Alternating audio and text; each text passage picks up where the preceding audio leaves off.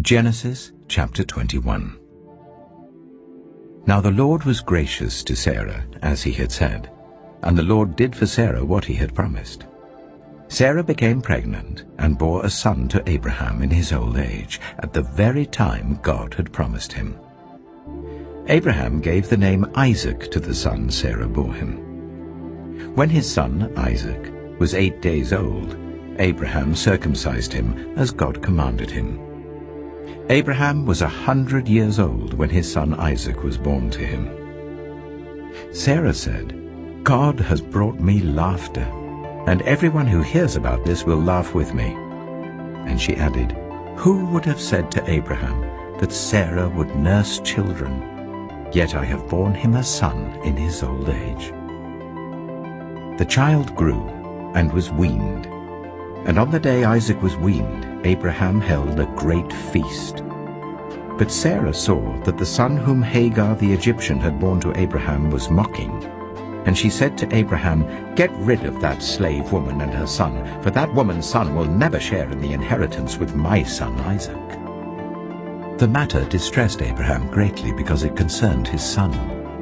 But God said to him, "Do not be so distressed about the boy and your slave woman. Listen to whatever Sarah tells you, because it is through Isaac that your offspring will be reckoned. I will make the son of the slave into a nation also, because he is your offspring." Early the next morning, Abraham took some food and a skin of water and gave them to Hagar. He set them on her shoulders and then sent her off with the boy. She went on her way and wandered in the desert of Beersheba. When the water in the skin was gone, she put the boy under one of the bushes. Then she went off and sat down about a bow shot away, for she thought, "I cannot watch the boy die." And as she sat there, she began to sob. God heard the boy crying. And the angel of God called to Hagar from heaven and said to her, "What is the matter, Hagar? Do not be afraid.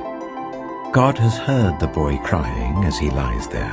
Lift the boy up and take him by the hand, for I will make him into a great nation." Then God opened her eyes, and she saw a well of water. So she went and filled the skin with water and gave the boy a drink. God was with the boy as he grew up. He lived in the desert and became an archer. While he was living in the desert of Paran, his mother got a wife for him from Egypt. At that time, Abimelech and Phicol, the commander of his forces, said to Abraham, "God is with you in everything you do. Now swear to me here before God that you will not deal falsely with me or my children or my descendants. Show to me and the country where you now reside as a foreigner the same kindness I have shown to you." Abraham said, "I swear it."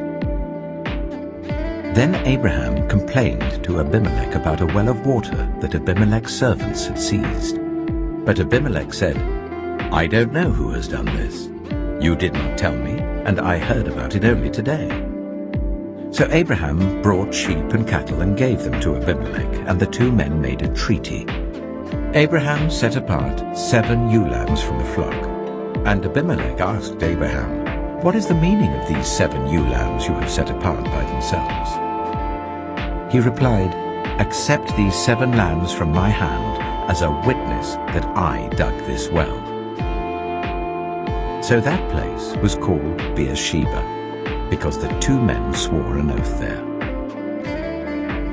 After the treaty had been made at Beersheba, Abimelech and Phicol, the commander of his forces, returned to the land of the Philistines. Abraham planted a tamarisk tree in Beersheba, and there he called on the name of the Lord, the eternal God. And Abraham stayed in the land of the Philistines for a long time.